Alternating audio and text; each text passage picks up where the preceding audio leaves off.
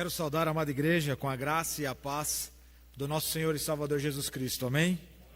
Glórias a Deus. Abra sua Bíblia, meu irmão e minha irmã, no texto que servirá de base para a meditação desta noite. Evangelho segundo Marcos, capítulo de número 4, versículos de 13 a 20.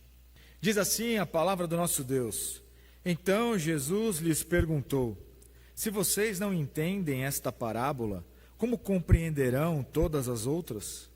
O semeador semeia a palavra. Estes são os da beira do caminho, onde a palavra é semeada. Quando a ouvem, logo Satanás vem e tira a palavra semeada neles. E estes são os semeados em solo rochoso, os quais, ouvindo a palavra, logo a recebem com alegria, mas eles não têm raiz em si mesmos, sendo de pouca duração. Quando chega a angústia ou a perseguição por causa da palavra, logo se escandalizam. Os outros, os semeados entre os espinhos, são os que ouvem a palavra, mas as preocupações deste mundo, a fascinação da riqueza e outras ambições aparecem e sufocam a palavra e ela fica infrutífera. Os que foram semeados em boa terra são aqueles que ouvem a palavra e a recebem, frutificando a 30, a 60 e a 100 por um, palavras do Senhor. Amém? Amados, o tema da mensagem desta noite é semeados em boa terra. Lemos toda essa perícope, de Marcos 4, de 13 a 20, mas iremos nos concentrar no versículo de número 20, que diz, e nós já lemos: os que foram semeados em boa terra são aqueles que ouvem a palavra e a recebem, frutificando a 30, a 60 e a 100 por um. Jesus, e aí antes dessa introdução, eu quero convidar os irmãos a imaginarem. Às vezes, quando estou indo lá para Pirajuí, interior, eu e minha esposa, às vezes com meu pai e minha mãe, nós temos a possibilidade de ver campos, e esses campos ali com os seus pomares, com um plantio, e nós vemos a beleza da natureza e o florescer desses frutos. O quão bonito é, e acredito que os irmãos e irmãs já tenham tido, pelo menos uma vez, esta possibilidade de ver, ou em algum programa, em alguma foto, esses frutos, suculentos, saborosos, viçosos. Assim, somos eu e você quando em Cristo Jesus somos chamados e ordenados a dar frutos, sendo semeados em boa terra. Jesus, então, meu irmão e minha irmã, conta esta parábola do semeador não apenas para descrever diferentes reações humanas à pregação, como nós lemos dos versículos de 13 a 20, mas revelar também como o reino de Deus opera efetivamente na vida das pessoas. Em Marcos 4, então, nós podemos observar que o semeador lança a mesma semente em diferentes terrenos, mas os resultados variam drasticamente conforme a condição do solo. Onde nós nos concentraremos, o versículo 20, nos conduz a esse clímax da parábola, que vai dizer que a boa terra simboliza o coração regenerado e é tornado fértil pela graça divina. Eu e você, meu irmão e minha irmã, somos compelidos, atuamos, vivemos e respondemos a este amor de Deus por mim e por você, pela graça de Cristo, que não só nos chamou, mas também nos justificou e também nos purificou. Amém?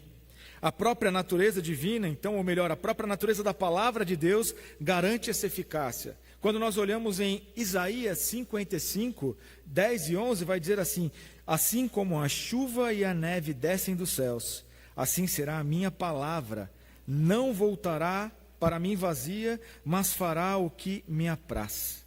Esta promessa confirma que a palavra é viva e cumpre o propósito divino, tal como vemos na parábola do semeador.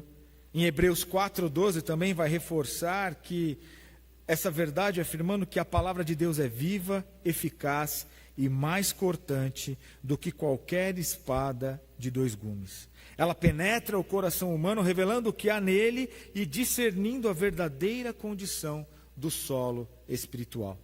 Isso quer dizer que constantemente eu e você, quando olhamos para a palavra, e eu sempre vou glorificar a Deus a todo momento, porque quando nós vemos liturgia e palavra combinando, que foi o texto que acabou de ser lido, em Tiago, dizendo que nós não devemos ser somente ouvintes, mas praticantes. Ou seja, toda vez que eu e você, meu irmão e minha irmã, lemos as Sagradas Escrituras e não formos confrontados com as nossas falhas, com os nossos pecados, e não formos incentivados por Deus a transformar a nossa vida e vivermos de uma maneira que o agrada, muita coisa está errada. O Evangelho é maravilhoso, sem dúvida nenhuma. Mas como nós ainda estamos nesse processo de santificação, e como pudemos falar na classe pela manhã de novos membros, na perseverança dos santos, cabe a mim e a você continuar constantemente buscando e desenvolvendo esta salvação. Portanto, não tem como nós perseverarmos na fé e nos desenvolvermos na palavra se nós não estivermos meditando nela de dia e de noite. Se nós não fizermos disso algo que seja intrínseco a nós, e não de vez em quando de repente, não tem nada para fazer, a gente vai e abre a palavra.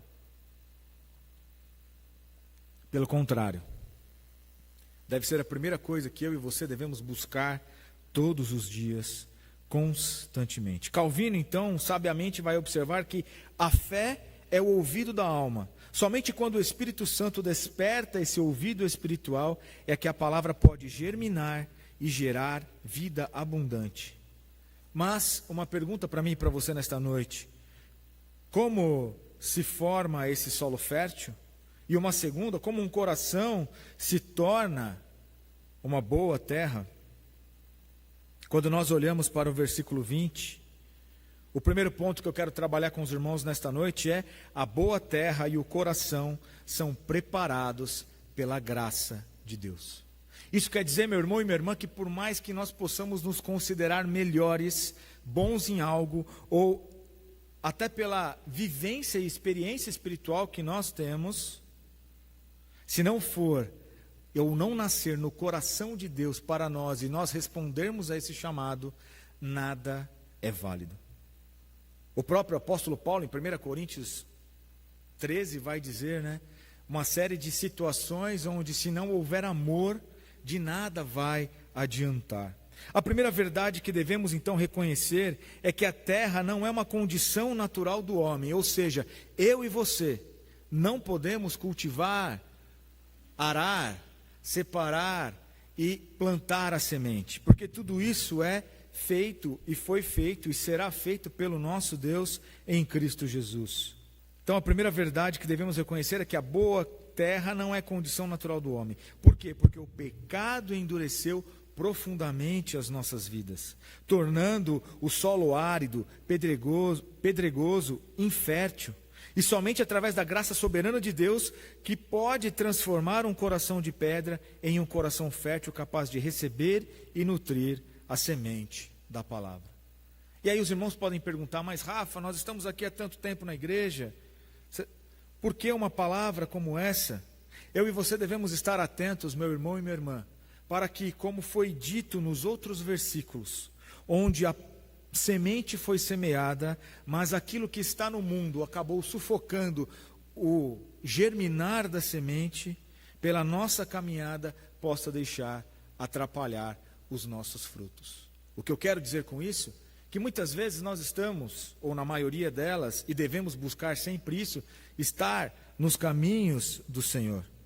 Mas às vezes vêm as dificuldades, as intempéries, ou nós muitas vezes podemos nos encher de um orgulho humano do ponto de vista de buscar outras coisas, como bens materiais, ou somos ali fascinados pelas riquezas e outras ambições, e vamos deixando os nossos olhos turvos e não focamos no alvo da soberana vocação, que é Cristo Jesus. Por isso que eu e você devemos buscar constantemente, pela graça de Cristo, viver desta forma onde o nosso coração, a nossa mente, continue sendo esse solo fértil em Cristo Jesus. E essa transformação, meu irmão e minha irmã, ela é prometida em Ezequiel 36, 26 e 27, que vai dizer assim: dar-vos-ei coração novo, e porei dentro de vós espírito novo. Esse novo é o Espírito de Deus, é um Espírito regenerado e transformado, que é fruto dessa graça divina e o efeito da graça divina na minha e na tua vida. Como pude dizer pela manhã também, quão bom é quando alcançarmos, como Paulo disse, logo já não sou eu mais quem vive, mas Cristo vive em mim. É assim que eu e você somos solo fértil para a semente. Quando nós alcançarmos a estatura do apóstolo Paulo, e quando digo alcançar, porque ele mesmo, num dado momento, fala, aprendei de mim, porque sou imitador de Cristo. E nós devemos não só imitar aqueles que estão e são abençoados por Deus, mas sobretudo o próprio Cristo. Este novo coração. E tem até um cântico, recebi um novo coração do Pai, coração regenerado, coração transformado, coração que é inspirado por Jesus. Veja, a música não diz que é a inspiração do homem, que é a inspiração de um grupo de pessoas. A inspiração vem, o arado, o plantio, a semente lançada, ela vem, nasce e é do nosso Deus em Cristo Jesus. Aqui então vemos claramente que o novo coração é obra exclusiva de Deus, que prepara de forma sobrenatural o solo para a semente. Jeremias 31, 33, meus irmãos e irmãs, vai complementar essa promessa dizendo ali, da nova aliança: porei a minha lei no seu interior e a escreverei no seu coração. Não se trata então de um mero conhecimento externo, mas de uma obra interior que torna o coração terreno espiritualmente genuíno. Aqui, amados, de uma forma bem simples, é quando nós cuidamos, por exemplo, de uma planta. Se nós não regamos, se nós não preparamos ali, ou quando ela vai crescendo as raízes, não trocamos ali de vaso até poder plantar realmente no solo, ela morre, não morre? Se nós deixamos de regar, nós vamos ver que as flores ali vão caindo, as folhas escurecendo até que se torne terra seca e árida.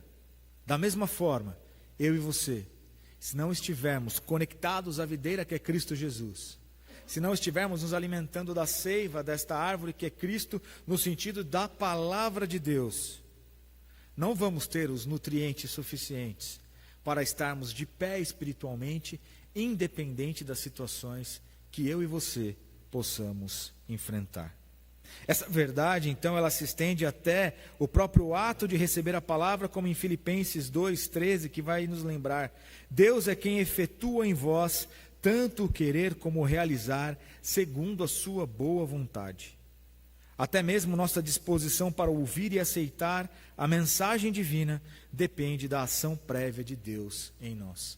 Por isso que é tão importante essa conexão constante minha e tua com o nosso Deus.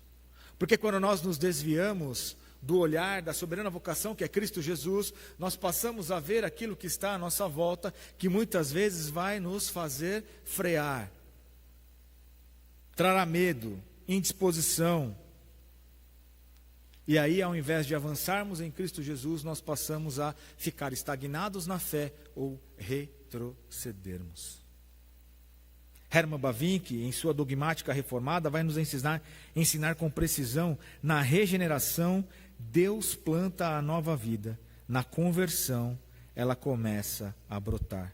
Essa distinção é fundamental, pois o lavrador divino é o próprio Deus, que ara o solo endurecido, remove as pedras do orgulho e da incredulidade e limpa os espinhos das preocupações mundanas por meio da obra poderosa do Espírito Santo. Então, o nosso coração é transformado e arado por este Deus, pelo meu e teu Deus, que vai tirar tudo isso, o orgulho, a incredulidade, os espinhos das preocupações humanas, para que nós possamos estar prontos para receber, desenvolver e frutificar a palavra de Deus nas nossas vidas. Amém? Portanto, antes de examinarmos a nossa responsabilidade de ouvir e receber, que é o outro ensinamento que nós encontramos neste versículo 20, devemos reconhecer com gratidão que qualquer receptividade à palavra é em si mesma fruto da graça preparatória de Deus em nossos corações, pois é Ele quem efetua em nós tanto o querer quanto o realizar. Seguindo aqui então, a parte B do versículo vai dizer que os que foram semeados em boa terra, e aí a parte B, né, são aqueles que ouvem a palavra e a recebem. O ponto 2 que eu quero trabalhar com os irmãos é o ouvir e receber a palavra. Uma vez que o coração então já está preparado pela graça de Deus, Jesus identifica duas características importantes que eu e você devemos ter para sermos boa terra. Devemos ouvir a palavra e a receber. É crucial aqui, meu irmão e minha irmã, entendermos que esse ouvir não é passivo ou meramente físico, como o próprio texto de Tiago que foi lido menciona. Não é algo que nós recebemos e guardamos para nós. Não é algo que apenas contemplamos, mas implica numa fé ativa, humildade genuína e obediência prática. Somos, eu e você, constantemente convidados a exercitar e exercer a nossa fé aqui dentro e lá fora de forma ativa, impactando a vida daqueles que estão à nossa volta. Temos feito esta diferença? Temos sido os despenseiros e mensageiros do reino de Deus àqueles que estão à nossa volta? Mas, Rafa, eu não sei falar. Assim como nós já vimos em outras pregações que outros heróis da fé chamados, Moisés, por exemplo, né, a primeira desculpa que deu para Deus foi: sou duro no falar. Mas muitas vezes, meu irmão e minha irmã, não precisamos falar. A forma como nós vivemos, a forma como nós cuidamos dos próximos que estão a nós, da forma como nós interagimos com o dia a dia e vivemos a nossa vida, já mostra àqueles que estão à nossa volta: há algo diferente nestas pessoas. E a diferença, como eu sempre gosto de frisar, não é que eu e você somos melhores, mas porque Cristo habita em nós. E nós devemos resplandecer a face de Cristo. Seguindo essa fé ativa, uma humildade genuína, sim, como nós trabalhamos em outra pregação, de uma forma de colocarmos, né, os outros melhores a nós mesmos, do ponto de vista que nós não somos, sem Cristo Jesus, bons o suficiente. E a obediência prática em colocar a palavra de Deus e viver por esta regra de fé e prática, única regra de fé e prática. Romanos 10:17, meu irmão e minha irmã, vai estabelecer esse princípio de forma fundamental. A fé vem pelo ouvir, e o ouvir a palavra de Cristo. Veja bem, meus irmãos, o texto não está dizendo que é ouvir qualquer pessoa, ouvir qualquer coisa, mas é o ouvir e o ouvir a palavra de Cristo. Pois desta forma a fé nasce da exposição contínua e atenta à palavra de Cristo, não de um esforço ou mérito humano. Esse ouvir, então, cria este canal por onde ou pelo qual a graça flui em nosso coração. Mas o ouvir não basta, é necessário também receber, e Tiago 1:21 e 22 vai nos exortar: recebei com mansidão a palavra implantada, a qual é poderosa para salvar as vossas almas, e sede cumpridores da palavra, e não somente ouvintes. A mansidão aqui mencionada, meu irmão e minha irmã,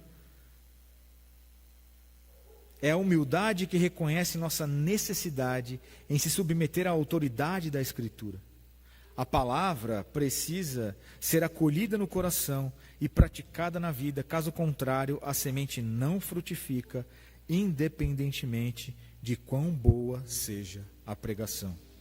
Isso quer dizer, meu irmão e minha irmã, como já foi orado e, na verdade, mencionado aqui pelo nosso irmão presbítero Everton, quando Cristo Jesus, pelo sangue vertido na cruz, rasgou esse véu e o fez como único sacerdote, sumo sacerdote. Então nós não precisamos mais de outros sacerdotes como no passado, sendo Cristo o único verdadeiro, pois Ele na sua o tríplice ofício de Cristo como profeta, sacerdote e rei, já cumpre isso. Nós precisamos, então, acolher essa palavra e desenvolver no nosso coração. O que eu quero dizer com isso? Independente de quem esteja pregando, independente de outros fatores externos, é como a palavra entra no meu e no teu coração e o resultado ou fruto dela nas nossas vidas. O que eu quero dizer com isso é que muitas vezes nós ouvimos coisas do tipo: a palavra não me impactou, não fui tocado pela palavra. Mas quando nós nos colocamos de joelhos na presença do nosso Deus, pedindo discernimento vindo dos altos céus, pode ser o irmão mais simples a pregar, ou o mais douto dos pastores, o meu e o teu coração, como nós lemos lá no começo, a palavra não volta vazia. A pergunta é: como nós temos nos relacionado com Deus? Como nós temos nos relacionado com a sua santa palavra? Estamos com os nossos ouvidos queimando de forma positiva, atentos? Ou, como foi mencionado também, sempre terceirizando para o próximo um fruto da minha e da tua vida espiritual? Somos eu e você com Deus. Quando Ele retornar, Ele vai falar com cada um individualmente. E não vai dar para dar aquela desculpa: mas a minha mãe não me levou na igreja, mas o meu pai, mas o meu esposo, a minha esposa. Não. Somos eu e você com Deus. Amém? Jesus então reforça essa verdade também em Lucas 11, 28, dizendo: antes, bem-aventurados os que ouvem a palavra de Deus e aguardam. Guardar significa preservar, proteger e viver conforme o que foi ouvido. É uma postura de perseverança e fidelidade contínua. Barth vai então capturar de forma profunda essa realidade no comentário dele, onde ele diz: a palavra de Deus não é mera informação, é um evento. Quando Deus fala, algo acontece. Quando eu e você, meus irmãos, meditamos na santa palavra de Deus, nós não estamos lendo um livro comum. Nós não estamos lendo Crônicas de Nárnia, sei lá, tem tantos outros aí, né? Harry Potter e por aí vai, da nova guarda aí, mas os mais antigos têm as séries ali. Não são palavras vazias, é o próprio Deus falando comigo e com você, meu irmão e minha irmã. É Ele nos direcionando, nos orientando, desde que nós tenhamos essa postura simples e humilde de buscá-lo em espírito e em verdade. É permitir que a palavra então crie, transforme e molde a nossa identidade de forma mais profunda. Com o coração preparado pela graça e os ouvidos abertos pela fé, então, o resultado inevitável é o quê? E a gente finaliza a parte 3, que vai dizer ali: frutificando a 30, a 60 e a 100 por um. O fruto, então, que glorifica a Deus. Jesus afirma, e já encerrando essa última parte, meu irmão e minha irmã, Jesus afirma que o fruto da boa terra é abundante, 30, 60 e 100 por um. Esta descrição ela é progressiva, sim, mas conta com duas verdades complementares. A primeira é que todo crente verdadeiro inevitavelmente frutifica. Isso quer dizer que, mesmo a gente não querendo, se nós estamos em Cristo Jesus, nós iremos frutificar. Isso quer dizer que, por mais que nós possamos falar assim: eu não tenho dom nenhum, eu não tenho talento nenhum, pelo menos um, meu irmão e minha irmã, você tem. O que acontece é que a gente vai escondendo, não vai exercitando, e aí é uma outra questão. Mas nós inevitavelmente iremos frutificar. E a segunda verdade, embora os frutos sejam diversos em medida, todos são iguais em sua origem. Essa diversidade em medida quer dizer que cada um de nós está numa etapa e numa caminhada espiritual. Aqueles que são chamados, numa palavra difícil, de neófitos, que são recém-chegados à fé. Outros já estão caminhando há tantas décadas. Isso mostra, obviamente, uma diferença. Assim como nós estamos, por exemplo, no nosso trabalho, tem profissionais e tem os cargos que são, né, ali descritos, tem o júnior, o pleno e o sênior. Nas coisas de Deus a gente não tem essa divisão, mas tem aqueles que estão começando e aqueles que já estão mais adiantados. Mas os frutos daqueles que estão chegando ou daqueles que estão mais adiantados, eles têm uma única origem, e essa origem é o nosso Deus e o próprio Cristo nessa união. Amém? João 15:5 vai estabelecer esse fundamento, e eu já comentei: eu sou a videira verdadeira, vós os ramos, quem permanece em mim e eu nele, este dá muito fruto. Então é uma condição sine qua non, ou sem a qual não dá, é estarmos unidos com Cristo. Mas que fruto é esse? Gálatas 5:22 e 23 vai dizer que o fruto é amor, alegria, paz, longanimidade, benignidade, bondade, fidelidade, mansidão e domínio próprio. Vale ressaltar o que os irmãos já obviamente sabem, que Paulo usa o fruto no singular, pois trata de um conjunto integrado de virtudes que manifesta o caráter de Cristo em nós. Ou seja, não tem como eu ser benigno se eu não tiver domínio próprio. Não adianta eu ter mansidão se eu não tenho domínio próprio. Ou dizer que sou fiel, mas também não sou bondoso. Tudo está integrado num único fruto. Contudo, esse fruto interior também se expressa de forma externa. Colossenses 1:10 vai nos exortar dizendo: para que possais andar dignamente diante do Senhor, frutificando em toda boa obra e crescendo no conhecimento de Deus. Veja, está correlacionado o frutificar com o conhecer a Deus. Quanto mais eu conheço a Deus, mais eu frutifico, e vice-versa. Ou seja, não tem como crescermos e darmos frutos se nós não conhecemos a Deus. E vale aqui um parênteses: além de conhecermos a Deus, sermos conhecidos por Ele. Contudo, finalizando, amados, o Salmo 1, versículos 2 e 3 vai também nos oferecer essa imagem poética poderosa. Antes tem o seu prazer na lei do Senhor, e na sua lei medita de dia e de noite. Será como árvore plantada junto a ribeiros de água, a qual dá o seu fruto. O justo aqui então é descrito como essa árvore constantemente frutífera, porque a palavra é sua raiz permanente, sua fonte inesgotável de nutrição espiritual.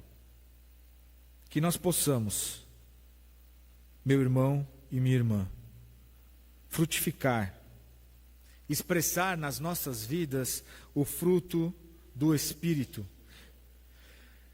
Expressar Cristo em nossa vida cotidiana, vivendo de tal modo que os outros possam reconhecer em mim e em você Cristo, o seu caráter e o quanto Ele nos transformou de forma magnífica.